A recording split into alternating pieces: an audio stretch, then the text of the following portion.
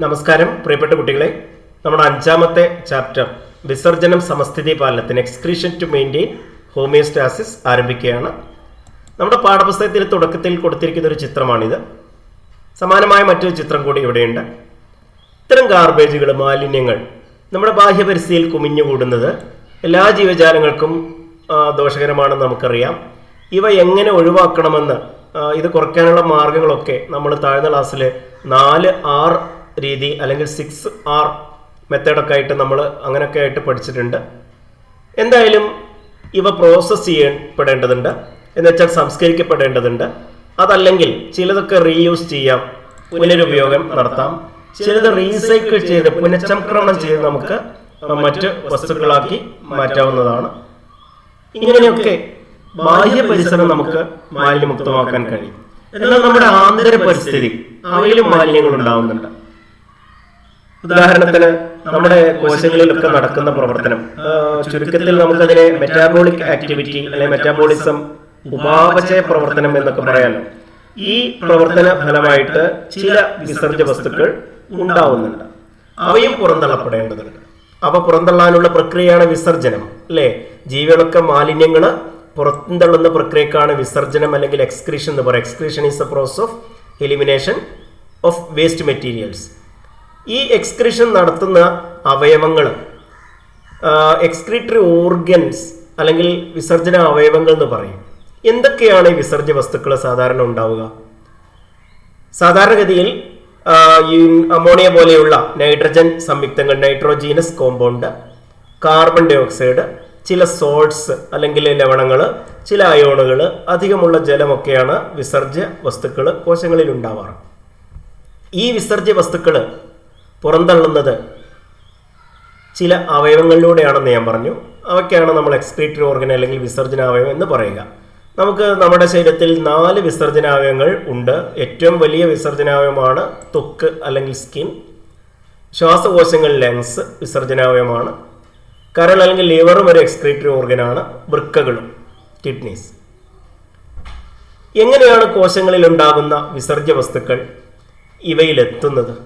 നമുക്കറിയാം, കോശങ്ങളിൽ ഉണ്ടാകുന്ന വിസർജ്യ വസ്തുക്കൾ മാത്രമല്ല, ഏതൊരു വസ്തുവും പുറത്തേക്ക് എത്തിക്കഴിഞ്ഞാൽ അതിൻ്റെ ചുറ്റുമുള്ള ടിഷ്യൂ ഫ്ലൂയിഡിൽ, ടിഷ്യൂ ദ്രവത്തിലേക്ക് എത്തും. തുടർന്ന് അവിടെ നിന്ന് രക്തത്തിലേക്ക് പോകും.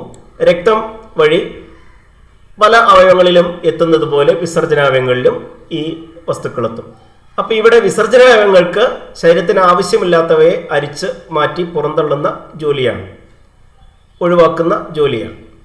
അപ്പോൾ നമുക്ക് ഈ 4 വിസർജന അവയവങ്ങളും ഏതൊക്കെ വസ്തുക്കളാണ് പുറന്തള്ളുന്നത് നോക്കാം. ഇപ്പോൾ ത്വക്ക്, സ്കിൻ ഞാൻ നേരത്തെ പറഞ്ഞല്ലോ. നമുക്ക് എല്ലാവർക്കും അറിയാവുന്നതുപോലെ സ്വെറ്റ്, വിയർപ്പ് വഴി ജലവും ലവണങ്ങളൊക്കെ, വാട്ടർ സാൾട്ട്സ് ഒക്കെ പുറന്തള്ളാൻ കഴിയും. നിങ്ങൾ കഴിഞ്ഞ അധ്യായത്തിൽ പഠിച്ച പോലെ ശ്വാസകോശങ്ങൾ, ലങ്സ്, എക്സേൽഡ് എയറിലൂടെ, നിശ്വാസവായുവിലൂടെ കാർബൺ ഡൈ ഓക്സൈഡും ജലവും പുറന്തള്ളുന്നുണ്ടെന്ന് മനസ്സിലാക്കി. ലിവർ പക്ഷേ, കരള് ഒരു വസ്തുവും നേരിട്ട് പുറന്തള്ളുന്നില്ല, എന്നാലും അതിനെ വിസർജനാവയം എന്ന് പറയുന്നു. അതെന്തുകൊണ്ടാണെന്ന് വഴിയെ പറയാം. വൃക്കകളാവട്ടെ ഏറ്റവും പ്രധാനപ്പെട്ട വിസർജനാവയവമാണ്. ഏറ്റവും കൂടുതൽ നമ്മുടെ ഹോമിയോസ്റ്റാസിസ്, ആന്തര സമസ്ഥിതി പാലനത്തിന് സഹായിക്കുന്നത് വൃക്കകളാണ് അല്ലെങ്കിൽ കിഡ്നീസ് ആണെന്ന് പറയാം. മൂത്രം അല്ലെങ്കിൽ യൂറിൻ വഴി ജലം, അധികമുള്ള ജലം, യൂറിയ, യൂറിക് ആസിഡ്, ലവണങ്ങൾ അല്ലെങ്കിൽ സോൾട്സ്, ചില അയോണുകൾ ഒക്കെ വൃക്കകൾ പുറന്തള്ളുന്നുണ്ട്. ഇനി ഓരോന്നും നമുക്ക് ഒന്ന് പരിശോധിക്കാം. ആദ്യം ത്വക്ക്. ത്വക്കിൻ്റെ കാര്യം നമ്മൾ പറഞ്ഞു, ഏറ്റവും വലിയ അവയവമാണ്. വിയർക്കുന്നത് വഴി ബോഡി ടെമ്പറേച്ചർ അല്ലെങ്കിൽ ശരീര താപനില ക്രമീകരിക്കുന്ന ഒരു അവയവം കൂടിയാണ്. അങ്ങനെ ആന്തര സമസ്ഥിതി പാലനത്തിന് സഹായിക്കുന്നുണ്ട്. എങ്ങനെയാണ് വിയർപ്പുണ്ടാവുന്നത്? വിയർപ്പുണ്ടാവാൻ ഇവിടെ വിയർപ്പ് ഗ്രന്ഥികൾ അല്ലെങ്കിൽ സ്വേദഗ്രന്ഥികൾ, സ്വെറ്റ് ഗ്ലാൻഡ് ഉണ്ട്. മറ്റൊരു ചിത്രം കാണുക. ഇതാണ് നിങ്ങളുടെ പുസ്തകത്തിൽ കൊടുത്ത ചിത്രം. ഇവിടെ ഈ സ്വേദഗ്രന്ഥി രക്തക്കുഴലുകളിൽ നിന്ന്, രക്തലോമികളിൽ നിന്ന്, ബ്ലഡ് കാപ്പിലറീസിൽ നിന്ന്, അതിലുള്ള രക്തത്തിൽ നിന്ന് വിയർപ്പ് ഉൽപ്പാദിപ്പിക്കുന്നു. ആ വിയർപ്പിലാണ് നേരത്തെ പറഞ്ഞ മാലിന്യങ്ങൾ, അതായത് അധികമുള്ള ജലത്തിലാണ് ഒഴിവാക്കപ്പെടേണ്ട ലവണങ്ങൾ ഒക്കെ ഉണ്ടാവുക. ശ്വാസകോശങ്ങൾ ജലം ബാഷ്പരൂപത്തിൽ അല്ലെങ്കിൽ വാട്ടർ വേപ്പറായിട്ടും അതുപോലെ തന്നെ കാർബൺ ഡൈ ഓക്സൈഡുമാണ് പുറന്തള്ളുന്നത്. കരൾ, ലിവർ നമ്മൾ രണ്ടാമത്തെ അധ്യായത്തിൽ പഠിച്ചിട്ടുള്ളതാണ്. ദഹനത്തിൽ എത്രമാത്രം കരൾ ഇൻവോൾവ് ചെയ്യുന്നുണ്ട്, അതിൻ്റെ ബൈൽ അല്ലെങ്കിൽ പിത്തരസം സൂക്ഷിക്കാനുള്ള ഗാൾ ബ്ലാഡർ, പിത്താശയത്തിൻ്റെ ഒരു ഭാഗം ഇവിടെ കാണുന്നുണ്ട്. എന്തായാലും ഈ കരള് പുനരുൽപാദന ശേഷിയുള്ള അവയവം എന്നിവിടെ പറഞ്ഞിട്ടുണ്ട്. എബിലിറ്റി ടു റീജനറേറ്റ് ചെയ്യുന്നുണ്ട് അതിൻ്റെ ഡാമേജ്ഡ് സെൽസിനെ. കോശങ്ങൾ നശിച്ചാലും രണ്ടാമതുണ്ടാവുന്നുണ്ട്. നേരത്തെ ഞാൻ പറഞ്ഞതുപോലെ നേരിട്ട് ഒരു വിസർജ്യ വസ്തുവും പുറന്തള്ളുന്നില്ലെങ്കിലും കരളും ഒരു വിസർജനാവയവമായിട്ട് എക്സ്ക്രീറ്ററി ഓർഗനായിട്ട് പരിഗണിക്കപ്പെടുന്നു. Why is it considered as an excretory organ? അതിന് കാരണം മിക്ക വിഷവസ്തുക്കളെയും വിഷരഹിതമാക്കുന്നത്, ശരീരത്തിന് ഹാനികരമായ വസ്തുക്കളെ ഹാനികരമല്ലാതെ ആക്കി മാറ്റുന്നത് കരളാണ്. ഇക്കൂട്ടത്തിൽ വിസർജ്യ വസ്തുക്കളുണ്ടാവും. ഇപ്പോൾ അമോണിയ പോലുള്ള അല്പം ടോക്സിക് ആയിട്ടുള്ള സബ്സ്റ്റൻസിനെ റിലേറ്റീവ്ലി ലെസ് ടോക്സിക് ആയിട്ടുള്ള അല്ലെങ്കിൽ ഹാംലെസ് ആയിട്ടുള്ള ഒരു സബ്സ്റ്റൻസായ യൂറിയയാക്കി മാറ്റുന്നത് ഇതിന് ഒരു ഉദാഹരണമാണ്. അപ്പോൾ ഇങ്ങനെ കരള് അമോണിയയെ യൂറിയയാക്കി മാറ്റുന്നു. ഈ യൂറിയാണ് മൂത്രത്തിലെ പ്രധാനപ്പെട്ട വിസർജ്യ വസ്തു. അങ്ങനെ വിസർജ്യ വസ്തുവിനെ ഉണ്ടാക്കുന്നത് കൊണ്ടാണ് കരള് ഒരു വിസർജനവുമായിട്ട് പരിഗണിക്കപ്പെടുന്നത്. എങ്ങനെയാണ് യൂറിയ ഉണ്ടാകുന്നത് എന്ന് നോക്കാം. ഇതൊന്ന് വായിച്ചു നോക്കുക. പ്രോട്ടീൻ വിഘടിച്ചാണ് അമിനോ ആസിഡ് ഉണ്ടാകുന്നത്. നമുക്ക് രണ്ടാമത്തെ അധ്യായത്തിൽ നമ്മൾ പഠിച്ചിട്ടുള്ള. എന്നാൽ ഈ അമിനോ ആസിഡുകളുടെ മെറ്റാബോളിസം മൂലം, ഉപാപചയം മൂലം കോശങ്ങളിൽ വെച്ചിട്ട് ചില സംയുക്തങ്ങൾ ഉപോൽപ്പന്നങ്ങളായിട്ട് ലഭിക്കുന്നുണ്ട്. അതിൽ പ്രധാനപ്പെട്ട ഒന്നാണ്, ഹാംഫുൾ ആണത്, അമോണിയ. ഈ അമോണിയ കോശങ്ങളിൽ നിന്ന് നേരത്തെ പറഞ്ഞ പോലെ ടിഷ്യൂ ഫ്ലൂയിഡ് വഴി പിന്നെ രക്തത്തിലൂടെ അങ്ങനെ കരളിലേക്ക് എത്തുമ്പോൾ കരളിൽ വെച്ചിട്ട്, ലിവറിൽ വെച്ചിട്ട് ചില എൻസൈമുകളുടെ സഹായത്തോടെ അതിനെ കാർബൺ ഡൈ ഓക്സൈഡും ജലവുമായി ചേർത്ത് യൂറിയ ആക്കി മാറ്റുകയാണ് ചെയ്യുന്നത്. ഇവിടെ കൊടുത്തിരിക്കുന്നത് നോക്കൂ. അമോണിയ പ്രധാനമായിട്ടും എൻസൈമുകളുടെ സഹായത്തോടെ കാർബൺ ഡൈ ഓക്സൈഡുമായിട്ട് കൂടിച്ചേരും, തുടർന്ന് ജലവുമായിട്ട് കൂടിച്ചേർന്ന് യൂറിയ ഉണ്ടാവും.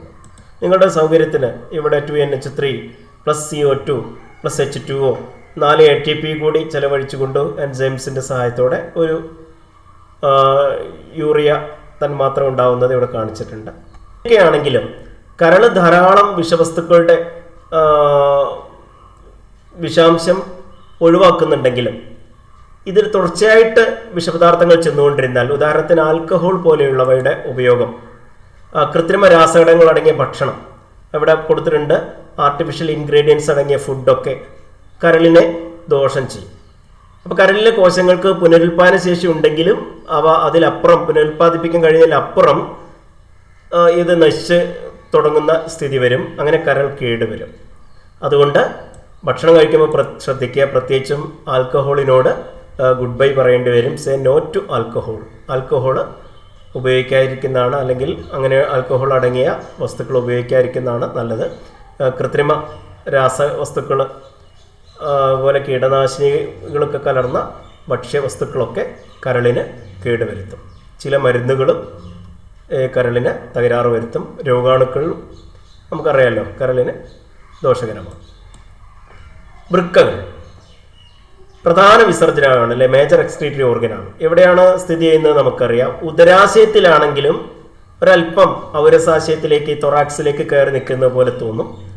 നട്ടെല്ലിൻ്റെ ഇരുവശത്തുമായിട്ട്, അതാണ് ഇവിടെ പറഞ്ഞ പോലെ either sides of the vertebral column, നട്ടിൻ്റെ ഇരുവശത്തുമായിട്ട് ഉദരാശയത്തിൽ അല്പം മേൽഭാഗത്താണ്. ഇതിൻ്റെ ആകൃതി നമുക്കറിയാം, ബീൻ ഷേപ്പഡാണ്, പയർവിത്താകൃതിയിലാണ് ഇതിൻ്റെ ആകൃതി. മാത്രമല്ല ഒരു വൃക്ക ഒരല്പം മുകളിലേക്കാണ്. നോക്കുക, ഇടത് വൃക്ക വലത് വൃക്കയെ അപേക്ഷിച്ച് അല്പം ഉയർന്നാണ് സ്ഥിതി ചെയ്യുന്നത്. രണ്ടും ഏതാണ് വലിയ വലിപ്പ വ്യത്യാസമില്ല. ഏകദേശം 11 സെൻറ്റിമീറ്റർ നീളമുണ്ട് ഇതിന് ഓരോ വൃക്കയ്ക്കും. ഞാനൊരു ആവറേജ് ഹെൽത്തി പേഴ്സൻ്റെ വൃക്കയാണ് പറയുന്നത്. 5 സെൻറ്റിമീറ്ററോളം വീതി ഉണ്ടാവും, 3 സെൻറ്റിമീറ്ററോളം കനം ഉണ്ടാവും. ഒരു വൃക്കയ്ക്ക് ഏതാണ്ട് ഒരു 110, 115 അല്ലെങ്കിൽ 120 വരെയൊക്കെ ഗ്രാം ഭാരം ഉണ്ടാവും. നമുക്ക് വൃക്കയുമായി ബന്ധപ്പെട്ട ചില കാര്യങ്ങൾ നോക്കാം. അപ്പോൾ വൃക്കയിൽ ഇവിടെ 2 നിറത്തിൽ രക്തക്കുഴലുകൾ കാണിച്ചിട്ടുണ്ട്. ഒന്ന് വൃക്ക ധമനി എന്ന് പറയും, റീനൽ ആർട്ടറി, അതാണ് രക്തം കൊണ്ടുവരുന്ന കുഴൽ. മറ്റൊന്ന് രക്തം മാലിന്യങ്ങളൊക്കെ വേർതിരിച്ച ശേഷം ഉള്ള രക്തം സിരയിലേക്ക് പോകാനായിട്ടുള്ള വൃക്ക സിരയാണ് എന്ന് വെച്ചാൽ റീനൽ വെയിൻ ആണ്. മൂത്രം ഉണ്ടാകുന്ന അരിച്ചെടുക്കപ്പെട്ട മൂത്രം മൂത്രസഞ്ചിയിലേക്ക് എത്തിക്കാനുള്ള ഒരു കുഴലിൻ്റെ ഭാഗം ഇവിടെ കാണുന്നുണ്ട്, മൂത്രവാഹി. ഇവിടെ നോക്കുക, ആ മൂത്രവാഹി അല്ലെങ്കിൽ യൂറിറ്റർ മൂത്രസഞ്ചിയിലേക്ക് യൂറിനറി ബ്ലാഡറിലേക്കാണ് എത്തുന്നത്. അവിടെ നിന്നും മൂത്രനാളത്തിലൂടെ അല്ലെങ്കിൽ മൂത്രനാളിയിലൂടെ യൂറിത്രയിലൂടെ ആണ് പുറത്തേക്ക് പോകുന്നത്. ഒന്ന് കാണാം.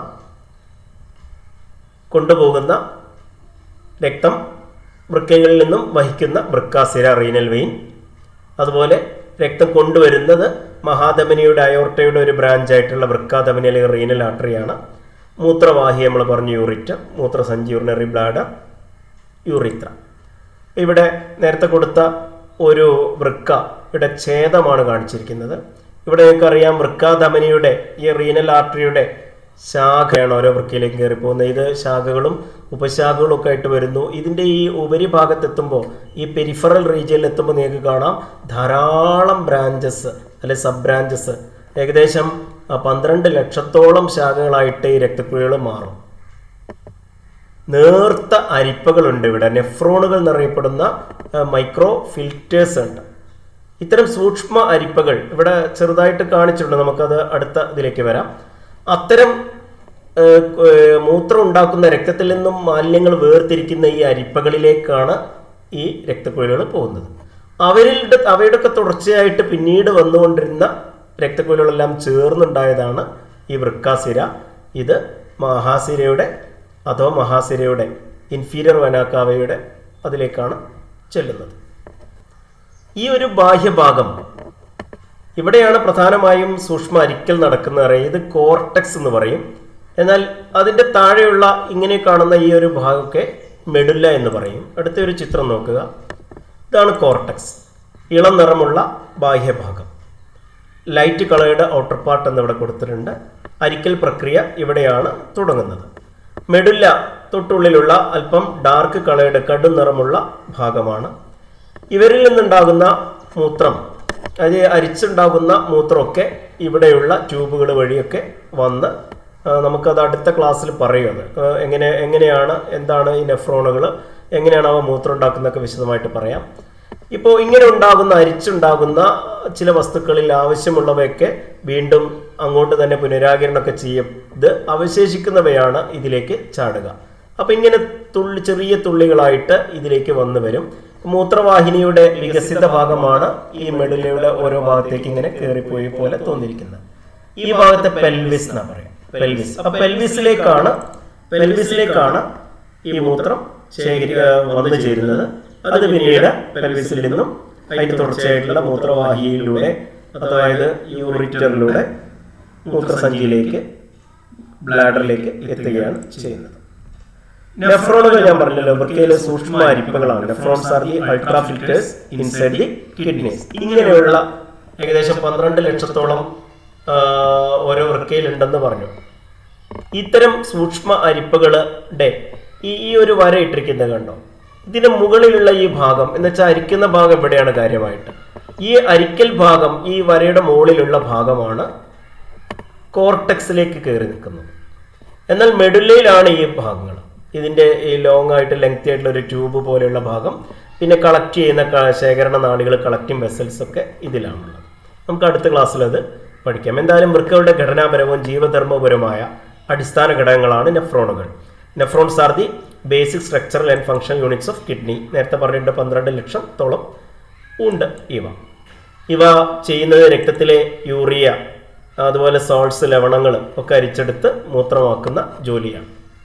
ഇതിൻ്റെ മറ്റൊരു ചിത്രം നിങ്ങളുടെ പുസ്തകത്തിലുള്ള ഒരു ചിത്രമാണിത്. ഇതൊന്ന് കാണുക. അപ്പോൾ വ്യക്തമായിട്ടുണ്ടാവും കോർട്ടെക്സ്, മെഡുല്ല. ഇതിൽ രണ്ടിലുമായിട്ടാണ് ഈ നെഫ്രോണുകൾ നിൽക്കുന്നത്. ഈ മഞ്ഞ നിറത്തിൽ കാണുന്ന ഇത് ഇത്രയും വലിപ്പത്തിൽ കാണുന്നില്ല, ഇവിടെ ചിത്രീകരിച്ചു എന്നേ ഉള്ളൂ. ഇപ്പോൾ ഇവിടെ 1, 2, 3, 4, 5, 6 നെഫ്രോണുകളും അവയുടെ ശേഖരണ നാളിയൊക്കെയാണ് ഇവിടെ കാണിച്ചിട്ടുള്ളത്. മൂത്രം പെൽവിസിലേക്കാണ് എത്തുന്നത്, ഇവിടെ കാണിച്ചിട്ടുണ്ട്. ഇനി നമുക്ക് ഇന്ന് എന്ത് മനസ്സിലാക്കി എന്നറിയാനായിട്ട് ചില ചോദ്യങ്ങളിലേക്ക് പോവാം. ഒറ്റപ്പെട്ടത് ഓട് 1 കണ്ടെത്തുക. മറ്റുള്ളവയുടെ കോമൺ ഫീച്ചർ എന്താണ്, അല്ലെ സ്വഭാവം എന്താണെന്നും പറയണം. വൃക്കകൾ, ത്വക്ക്, ഹൃദയം, ശ്വാസകോശങ്ങൾ. Kidneys, skin, heart, lungs. ഒറ്റപ്പെട്ടത് പ്രയാസമല്ലല്ലോ, ഹൃദയമാണ്, ഹാർട്ടാണ്. ബാക്കിയുള്ളവയൊക്കെ എന്താണ്? ബാക്കിയുള്ളതൊക്കെ എക്സ്ക്രീറ്ററി ഓർഗൻസ് ആണ്, വിസർജനാവയവങ്ങളാണ്. ചിത്രീകരണം കൊടുത്തിട്ടുണ്ട് ഇല്ലസ്ട്രേഷൻ. ഇത് പൂർത്തിയാക്കുക. നിങ്ങളുടെ പുസ്തകത്തിൽ തന്നെ ഇത് പൂർത്തിയാക്കാനുണ്ട്. കിഡ്നി, അതിൻ്റെ ഷേപ്പ്, ആകൃതി ബീൻ ഷേപ്പ്ഡാണ്, പയർവിത്താകൃതി. സ്ഥാനം, പൊസിഷൻ നമ്മൾ പറഞ്ഞല്ലോ അല്ലെ. ഉദരാശയത്തിൽ, അബ്ഡോമിനിൽ, ഇതർ സൈഡ്സ് ഓഫ് വെർട്ടിബ്രൽ കോളം, അതായത് നട്ടലിൻ്റെ ഇരുവശങ്ങളിലും. രക്തം എത്തിക്കുന്ന കുഴൽ, ബ്ലഡ് സപ്ലൈയിങ് വെസൽ, അത് റീനൽ ആർട്ടറി. മറ്റേതോ രക്തം പുറത്തേക്ക് കൊണ്ടുപോകുന്ന കുഴലോ, അത് റീനൽ വെയിൻ. മൂന്നാമത്തെ ചോദ്യം, കരളിൻ്റെ പ്രാധാന്യം എന്താണ് ആന്തര സംസ്ഥിതി പാലത്തിൽ, മെയിൻറ്റെയിനിങ് ഹോമിയോസ്റ്റാസിസിൽ? അപ്പോൾ നമുക്കറിയാം, വിഷവസ്തുക്കളെ നിർവീര്യമാക്കുന്നത് കൂടാതെ വിസർജനത്തിന് സഹായിക്കുന്നുണ്ട് തുടങ്ങിയ കാര്യങ്ങളൊക്കെ എഴുതാം. നാലാമത്തെ ചോദ്യം, ഒരു ഫ്ലോ ചാർട്ട് തന്നിട്ടുണ്ട്, പൂർത്തിയാക്കുക. അതൊന്ന് ശരിക്കും നോക്കൂ. കോശങ്ങളിൽ വെച്ച് നടത്തുന്ന പ്രവർത്തനമാണ് ആദ്യം കൊടുത്തത്. അമിനോ ആസിഡ്സ് എന്തായി മാറുന്നു? കരളിൽ വെച്ചിട്ട്, ലിവറിൽ വെച്ചിട്ട് അമോണിയ ഡാഷുമായും ജലവുമായൊക്കെ ചേർന്ന് യൂറിയ ഉണ്ടാവുന്നു. ഇത് പ്രയാസമില്ലാന്ന് തോന്നുന്നു. ആദ്യത്തതിൻ്റെ ആൻസർ വരിക അമിനോ ആസിഡിൽ നിന്നും അമോണിയ ഉണ്ടാവുന്നു. ആ അമോണിയ കാർബൺ ഡൈ ഓക്സൈഡുമായി ചേർന്നാണ്, ജലവുമായിട്ടൊക്കെ ചേർന്നാണ് യൂറിയ ഉണ്ടാകുന്നത്. അപ്പോൾ ഇവിടെ കാർബൺ ഡൈ ഓക്സൈഡ്. അവസാനമായി ഒരു ചിത്രം വരയ്ക്കണം. കിഡ്നിയുടെ സ്ട്രക്ചർ കാണിക്കുന്ന ഒരു ചിത്രം വരച്ചിട്ട് അതിൽ അടയാളപ്പെടുത്തേണ്ട കോർട്ടക്സ്, മെഡുല്ല, പെൽവിസ്, അതുപോലെ റീനൽ ആർട്ടറി, വൃക്കാധമനി, വൃക്കാസിഡ് അല്ലെങ്കിൽ റീനൽ വെയിനൊക്കെ അടയാളപ്പെടുത്തുക. അപ്പോൾ അടയാളപ്പെടുത്തുമല്ലോ. നമുക്ക് അടുത്ത ഭാഗത്ത് കാണാം. നമസ്കാരം.